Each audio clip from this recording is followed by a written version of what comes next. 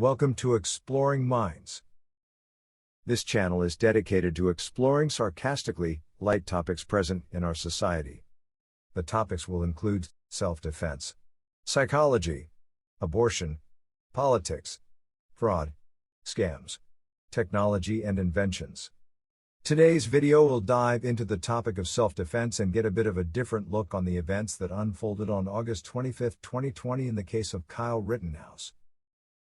During the summer of 2020, Kenosha, Wisconsin is ravaged by civil unrest, sparked by the racially motivated shooting of an unarmed black man named Jacob Blake, shot 7 times in the back by the police. Peaceful protests during the day are followed by rioting and looting during the night. Come on, y'all. Come on, baby. Let's say peace. Just before midnight, the environment will turn deadly when Kyle Rittenhouse, a 17-year-old boy from Antioch, shot and killed 36-year-old Joseph Rosenbaum, following, as we will see, a very fast or non-existent direct confrontation. Moments later, while fleeing the scene, Rittenhouse shot and killed 26-year-old Anthony Huber and wounded 27-year-old Gage P. Grosskreutz, permanently damaging his right arm. Rittenhouse turned himself into the Antioch PD. He was arrested and charged with multiple counts of homicide, but right-wing groups have rallied to his cause, celebrating him as a hero and a star example for self-defense and an advocate for the Second Amendment. Let's take a closer look at this case. A Washington Post examination of video and police records sheds new light on the two main people involved. The first is Kyle Rittenhouse, a 17-year-old child, gun enthusiast who thought of himself as an EMT, and being part of a militia group having the objective to protect the streets. The second is Joseph Rosenbaum, a 36-year-old homeless man with a long list of mental disorders and a broken upbringing, who was discharged that same day from a psychiatric hospital. Let's take a closer look at each individual. Dominic Black bought the AR-15 the spring of 2020 with the $1,200 Rittenhouse received from the YMCA unemployment COVID stimulus check. The AR-15 was kept at Dominic Black's home and planned to transfer ownership of the gun once Rittenhouse turned 18. Aha! I see where the problem was and solved it in 2 seconds. A gun company based in Illinois has tried to market guns for literal children. In fact, they have a product that is not only marketed to children, it is created and designed for children. It's supposed to be kind of like a junior version of the AR-15. Great.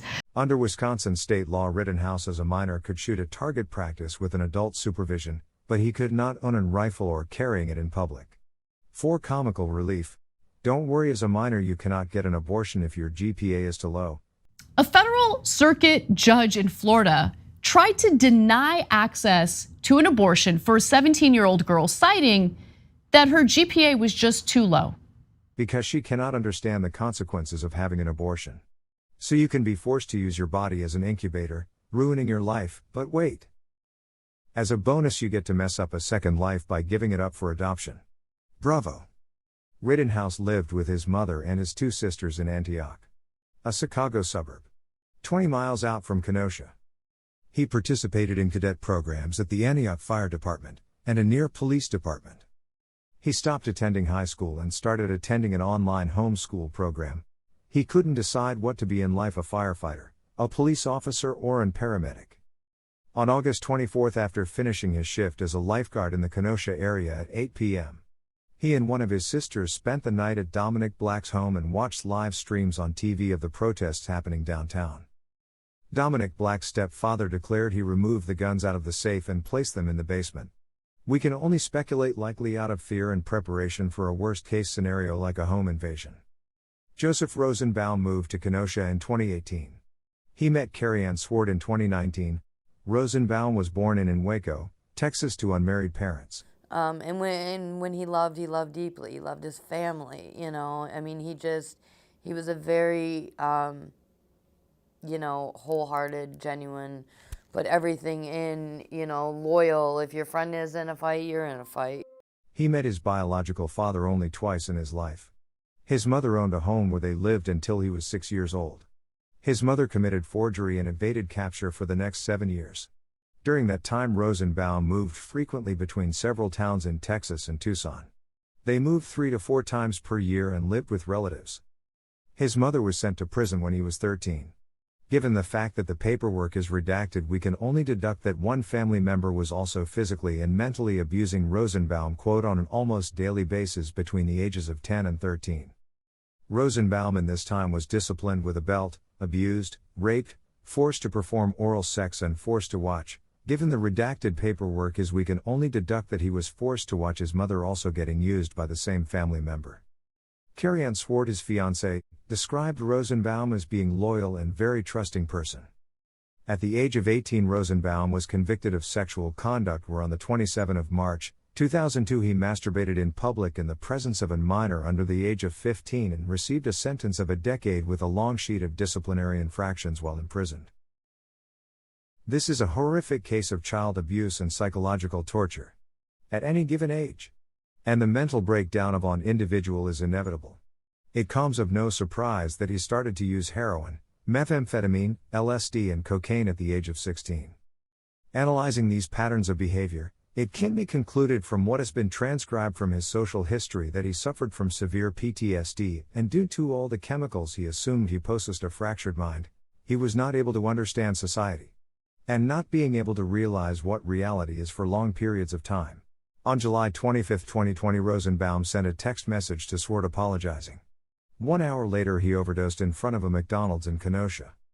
Rosenbaum spent 5 days in ICU with slim chances of recovery, but on July 29 regained consciousness and was taken to jail for 3 weeks for violating the no-contact order involving Swart. Rosenbaum was released August 20, and spent a few days at a local mental health facility before searching help from the Aurora Psychiatric Hospital 45 minutes distance from Kenosha. On August 25, Rosenbaum called Swart around 9 a.m. saying he was coming back. He really just wanted to, stay on his medication, stay on the right path. Around 10 a.m., Rittenhouse, his sister and Black went to help with cleaning up at the local businesses. Rittenhouse spoke to the owners of Car Source, a local car dealership ravaged from night before by fire and vandalism. Rittenhouse went to the local vandalized high school to remove graffiti. Rosenbaum arrived in Kenosha that afternoon and went to retrieve his belongings from the local police department from his previous night spent in jail. But the station was shattered due to the riots. He then proceeded to go to the local Walgreens to get his medication, but that was also closed. Rittenhouse's mother, growing anxious, drove to Kenosha and took the sister home. Rittenhouse and Black made plans to help out a friend Nick Smith hired to protect Car Source from rioters. They stock up at Black's home, taking medical supplies and their weapons in preparation of going in a dangerous environment where other people also had guns. They met up with Smith and other people, and after taking a photo of their so-called militia, they went out to Car Source. There they met up other groups claiming to protect other businesses. After that, they took up their positions. Yes, we are. Now, if I can ask, can you guys step back? Medical, EMS right here. We don't have non-lethal. Rosenbaum spent 3 hours connecting and apologizing to Swart at the motel where she lived and worked cleaning rooms. He seemed very, he was very apologetic. He just really wanted to prove to me that he could be the person that I deserved. Rosenbaum left the motel in fear of being caught again breaking the no-contact order. Before leaving, Swart told Rosenbaum to stay away of the downtown area because of the civil unrest. Around 10 p.m. Rittenhouse is recorded at the dealership by a citizen journalist on a live feed to Facebook. Several videos posted online shows Rittenhouse wearing his rifle via a strap and a medic kit for administering first aid. He is recorded saying that he is protecting that site and part of his job is to administer first aid to people in need. At this point the situation is calm and everything is quiet. Rittenhouse proceeds to give medical assistance to a couple of people for minor cuts and bruises. At the same time, Rosenbaum is captured on video at a local gas station participating in shouting at the militia present and helping push into the streets a flaming dumpster. Images then include Rosenbaum and Rittenhouse as they pass each other without incident. Rittenhouse is with one of the armed groups arguing with protesters, while Rosenbaum is also with them, watching the situation unraveling. Police arrive on the scene driving in an armored car and break up the crowd. Rosenbaum leaves the area, seen swinging a metal chain. Police give Rittenhouse and his group water and say they appreciate their presence. Rittenhouse walks away from the group to offer medical help, but the crowd are not too comfortable with him holding a rifle, and for his previous demands and statements.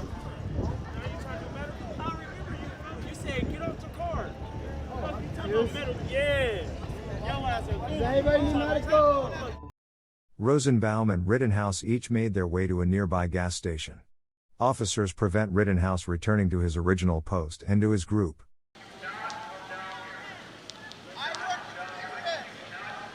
At 11:44, police receive a call of another lot being set on fire, also owned by Car Source. Dispatcher urged police to use caution. We've seen at least 4 people with handguns running around here. At 11:46, Rittenhouse runs away from the gas station holding an extinguisher going towards the car lot. After a short time, he slows to walk. Rosenbaum, walking in the same direction, seeing Rittenhouse, begins running after him. Rosenbaum throws a plastic bag at Rittenhouse. The plastic bag contained the belongings from the hospital. As they are running, someone from the crowd fires a gun. Rittenhouse leads Rosenbaum through 2 parked cars, turns and fires 4 shots in rapid succession. After 4 seconds, 3 more shots can be heard. Rittenhouse turns around the parked car and looks at Rosenbaum face down at this time. A nearby person takes off his shirt in attempt to stop the bleeding, but Rosenbaum was face down, unresponsive at this point. Rittenhouse pulls out his cell phone and calls Black while proceeds to run away. He states on the call that he just shot someone. Bystanders attempt to help Rosenbaum by placing him in an SUV to get him to the hospital across the street. He was in code red till 12:47 the next day, when he was pronounced dead. Rittenhouse runs away. But the news that he just shot someone accompanies him. People all around him are running, some to follow him, others to get away from the place where the shooting took place. Rittenhouse falls to the ground. He initially alleged that he was thrown to the ground, but on the video it is clear that the closest person to him was 10 feet away. 3 seconds later, a person jumps to kick him in the face. From the angle that the video was shot, we can clearly see that kick not only did not make contact to his face, but it did not have enough momentum to do any damage whatsoever. It probably made contact to his clavicle and his sternum. Rittenhouse fires on the moment of contact, missing the target. 1 second after Anthony Huber placed his skateboard on Rittenhouse's left shoulder, I can't say that he hit him with a skateboard. All the media and on trial everybody used the term hitting him repeatedly. But that term implies that an object must have mass and velocity to deal damage. That skateboard that weighs around 5 to 11 pounds was placed on his left shoulder. And I outline the word placed. Rittenhouse opens fire again, hitting Huber under his chest. At that angle the bullet dealt massive damage, killing him just a couple of seconds later. 2 seconds later, Rittenhouse unclogs the jam slug from the previous round and fires one last time at a different person. Gage P. Grosskreutz. Ho was trying to get close to disarm him. Grosskreutz is an actual EMT. He did have his handgun in hand when he was shot. In the trial, a lot of debate was made on the fact that he did have the intention of shooting Rittenhouse. Maybe he did at one point or another. But the fact is that if indeed he wanted to shoot Rittenhouse, he did not have to get a couple of inches from him to do so. When you shoot a handgun at a firing range, you get some 20 to 30 feet distance from your target. Personally, if I see a guy firing 10 inches at a target, I assure you that it will become an instant meme on the internet. The reason that Rittenhouse fired at Grosskreutz is because he saw he had a gun in hand and immediately considered him a threat, which is a bit ironic if you think about it coming from someone holding an AR-15. All the interactions that unfolded took only 10 seconds. Rittenhouse gets up in 8 seconds after 2 more shots can be heard in the distance. He then proceeds to go down the street where he encounters 2 police armed vehicles and 1 police cruiser. He approaches the cruiser attempting to surrender and explain the situation. But he is warned to step back by a police officer, and gets pepper sprayed in the face. Dispatcher initially detailed the suspect as being a black male. But 1 minute later they updated that description. Rittenhouse's sister texted him after seeing video of the shooting on the internet. Black drove Rittenhouse home in Antioch with the gun in the trunk of the car.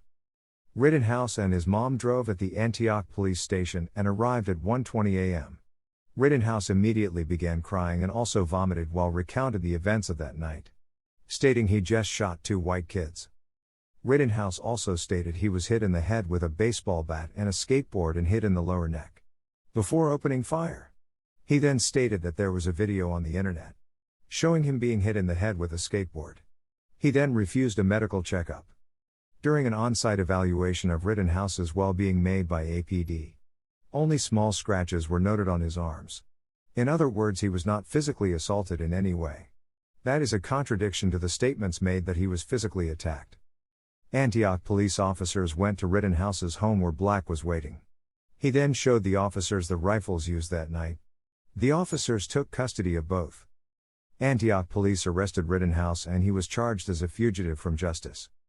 Swart did not know of Rosenbaum's death until next morning. Rittenhouse in an interview was asked if he regrets having a gun with him that night.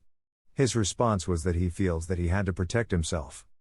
After the not guilty verdict, Rittenhouse went on to have an interview with Tucker Carlson, complaining of the fact that his privy's lawyer kept him in jail for an extra 87 days, disrespecting his wishes. But hey, the good news is that he lost some weight during that time. It was very long. I lost a lot of weight in there. I since then gained it back. I know the feeling. Yeah. His answer when asked if he was surprised by the verdict: he wasn't. You surprised by the verdict? I wasn't. I thought they came to the correct verdict. As to the second count of the information, Richard McGinnis, we the jury find the defendant Kyle H. Rittenhouse not guilty. As to the third count of the information, unknown male, we the jury find the defendant Kyle H. Rittenhouse not guilty. As to the fourth count of the information, Anthony Huber, we the jury find the defendant Kyle H. Rittenhouse not guilty. As to the fifth count of the information, Gage Grosskreutz, we the jury find the defendant Kyle H. Rittenhouse not guilty.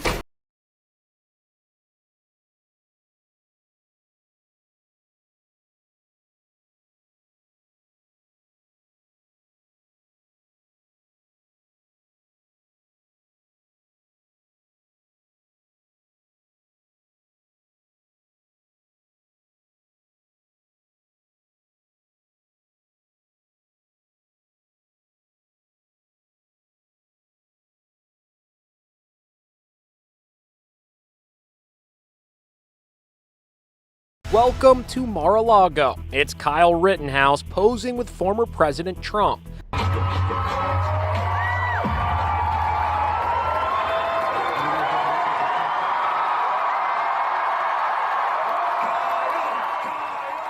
No, that is not the WWE or a Lee Greenwood concert. That was the introduction of Kyle Rittenhouse, the 18-year-old who was recently acquitted of murder in Wisconsin. David French says it best. David French wrote a prescient piece in The Atlantic called "Kyle Rittenhouse's Acquittal Does Not Make Him a Hero," in which he wrote, quote, "When you turn a foolish young man into a hero, you'll see more foolish young men try to emulate his example. Rittenhouse did not impose order. He didn't stop a riot. He left a trail of bodies on the ground, and that will spill more blood in America's streets." Let's analyze the situation with a cold perspective. Most people knew the situation unfolding that night and they chose not to get involved. Not necessarily out of fear but simply out of common sense. Example: his sister, his mother, Black's stepfather. Why weren't they also on the streets that night? And why permit your teenager to go out in a dangerous situation, armed or otherwise? Surely that is not a recipe for a whatever bad outcome. What would have happened if he hadn't had his beloved AR-15 that night? People would have seen him unarmed and carrying a medical kit, so they would have been more inclined to approach him. He wouldn't have attracted the attention of Rosenbaum, and even if he had attracted his attention, if he were to be assaulted, people around him would have intervened. In the worst case, a minor ass whooping. The remedy is just put some ice on it and in one day you'll be just fine. Anthony Huber and Joseph Rosenbaum would have been alive. And Gage Grosskreutz would have been just fine. Without stating the fact that Grosskreutz and Huber would have not care about Rittenhouse in the slightest. This whole case was made on the premise of self-defense. I would argue that you cannot use self-defense as a reason when you are the one instigating the violence or contributing to its outcome. Having a gun and saying that people do not have to fear you because you are a good guy while showing it and carrying it in plain sight is simply so stupid that it's comical. For example, check out college humor shorts. The Constitution does not decree the right to keep and bear arms. It says the right to keep and bear arms shall not be infringed. The NRA believes that America's laws should be obeyed, and we will defend the right to bear arms by any means necessary. We will not be docile for our oppressors. Right. That's right. Yeah. I'm sorry, you're with the NRA? Yes. Yeah. Is there a problem? No. No, of course not. The NRA thinks that everyone should have guns. Yes, all my brothers should have guns. And we will not rest until we are roaming the streets heavily armed. Absolutely. How many brothers do you have? Our numbers grow daily with every hate crime or case of police brutality. Good. Why do you want to own guns again? It's my right. Right. But the Second Amendment also mentions a well-regulated militia. Oh, we have a well-regulated militia. Do you? Where do you live again? That sounds like a background check. No. We would never do anything like that. Background checks are, an invasion of privacy. Right. A right is a right. It doesn't have to be justified. Correct? That's right. Absolutely. And it is my right to defend myself against a racist government. Whoa. From my cold, dead hand. This case doesn't just reflect the comical situation of one armed guy killing others, out of fear of an armed guy. But the situation can be seen every day on the streets. Police officers take out their weapons and use it on civilians out of fear that they may be armed, which you have to admit it is a bit ironic and funny watching it from afar, but I don't think that status has become very funny to the millions of people having to deal with it every day. For example, living in Italy. I have been stopped by the police on numerous occasions. Traffic stops. Please don't go thinking bad things. But never, and I mean never, I have had a police officer point a gun at me. Even if the officer had a bad day or it just wasn't his day. They never take out their gun, they may tell you to F off. Only if the situation demands it. But they will never threaten your life under any circumstance. It may come as a shock, so be prepared to what I'm about to say. You have been warned. The majority of countries allow their citizens to own a gun for hunting or sport. The only difference is that you have to register it with the police department, and you have to pass a background check and a simple mental evaluation. Where basically they ask you if Jimmy pisses you off. What are you going to do? A. Flip him off, or B. Shoot his ass. Spoilers if you chose B. You don't get to have a gun, sorry, not sorry. Let me just get things straight. Personally, I love guns, and shooting guns. All types of guns. And I personally taught some of my coworkers how to shoot a gun, but I did it in a controlled environment off the shooting range, and I did it because it is a very good stress relief and bonding experience. Sure, beforehand the 1-hour lecture I gave them on safety and handling wasn't fun, but better to prevent than to cure. That was all for this video. If you liked it, please leave a like and subscribe to see further videos as soon as they come up. Thank you.